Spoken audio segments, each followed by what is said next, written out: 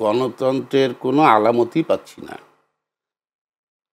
এই বিশেষ করে দীর্ঘ এই যে ১৫ মাস গণতান্ত্রিক যে পরিবেশ, মানুষের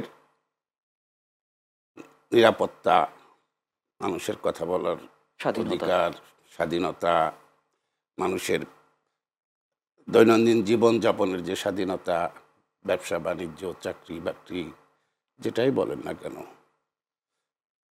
এটার কোনোটাই কি বাংলাদেশে এখন বিরাজমান আছে? আমার তো ভাইও একমত হবেন আমার সাথে, আশা করি। আমার মনে হয় বাংলাদেশের কোনো মানুষ সে তার মনের যে কথা এটা বলতে পারে না। বাংলাদেশের মানুষ আজ বাসার থেকে, রাত্রের তো দূরের কথা, দিনের বেলায়ও বিনা প্রয়োজনে, একবারে প্রয়োজন না হলে সে বাসার থেকেও বিরতি চায় না। আতঙ্ক বিরাজ করছে নাকি?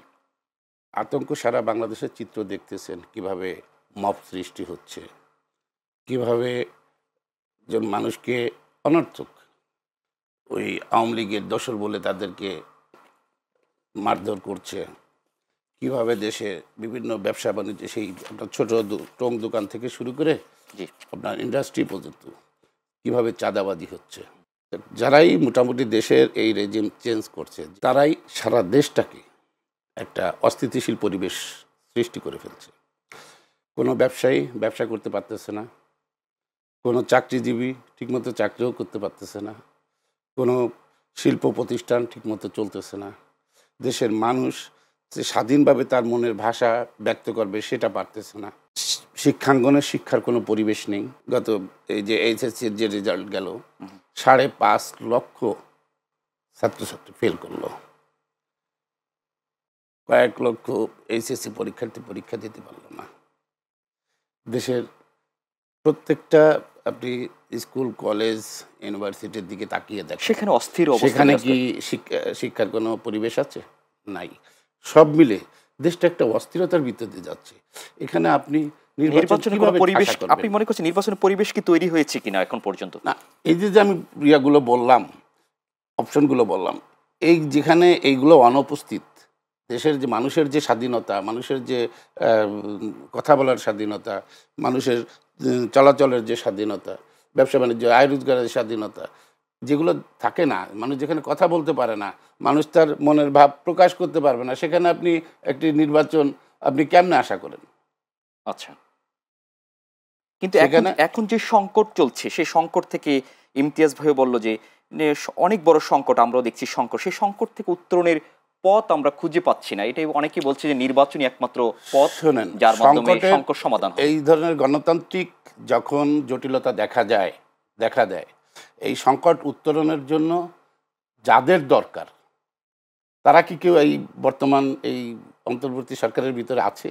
আচ্ছা, যারা এই গণতন্ত্রকে, একটি দেশের গণতন্ত্রের যদি বিচ্যুত ঘটে, দেশের গণতন্ত্র যদি মানে এই স্বল্প টাইম, যে আপনার 15 মাস ধরে যেভাবে আমাদের দেশের গণতন্ত্রটা অনুপস্থিত, এই ধরনের সিচুয়েশনে এখান থেকে কামব্যাক করতে গেলে ওই রাজনৈতিক ব্যক্তিত্বই লাগবে, যাদের গণতন্ত্র ফিরিয়ে আনার অভিজ্ঞতা আছে, কৌশল রয়েছে, যাদের কৌশল আছে, যারা অতীতে এই ধরনের দেশের মানুষকে নিয়ে কাজ করছে, জনগণকে নিয়ে কাজ করছে, জনগণের বাক স্বাধীনতা নিয়ে কাজ করছে, জনগণের জানমাল উন্নয়নের জন্য কাজ করছে, সেই রাজনৈতিক ব্যক্তিত্বদেরই তো দরকার। কিন্তু সরকার সবাই মিলে, রাজনৈতিক দলগুলো সবাই মিলে ইন্টারিম সরকারকে চাপের মধ্যে রাখছে। বারবার বলা হচ্ছে যে চাপের মধ্যে রয়েছে সরকার।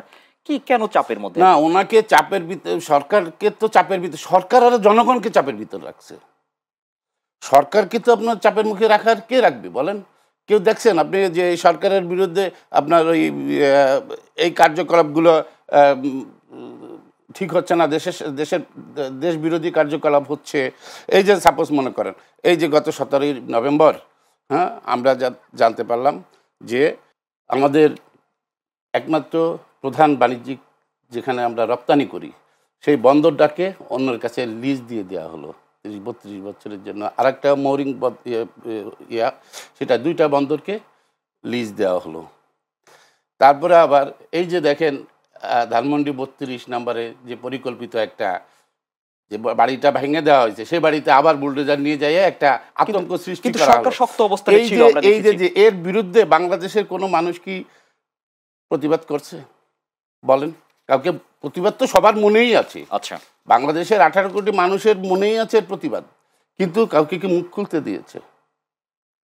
কেউ কি মুখ খুলতে পারছে যে না, আমি এই বন্দর, এই যে অবৈধ উপায়ে জনগণের সমর্থন ছাড়া, জনগণের মতামত ছাড়া আপনি যে বিদেশিদের কাছে লিজ দিলেন, এটা আমি তীব্রভাবে প্রতিবাদ করলাম, এরকম কি কোনো বাংলাদেশের কোনো জনগণ দাঁড়াতে পারছে? সরকার শক্ত অবস্থানে ছিল, সেই জন্য সেদিন আমরা দেখেছি যে সেখানে একটা ভালো মানে সেভাবে তারা সেটি ভাঙতে পারেনি বা হচ্ছে সরকার রক্ষা করেছে। সরকার শক্ত নরম এটা তো কোনো কথা হইতে পারে না। শক্ত আমি সরকার, আমি এই দেশের দায়িত্বে নিয়ে বসেছি, এখানে আমার শক্ত হইতে হবে, ওখানে আমার নরম হতে হবে, তা তো না। সরকার থাকবে সেখানেই যেখানে জনগণের ভালো, যেটা জনগণ যেটা চায় সেটাকে সমর্থন করেই সরকার থাকবে।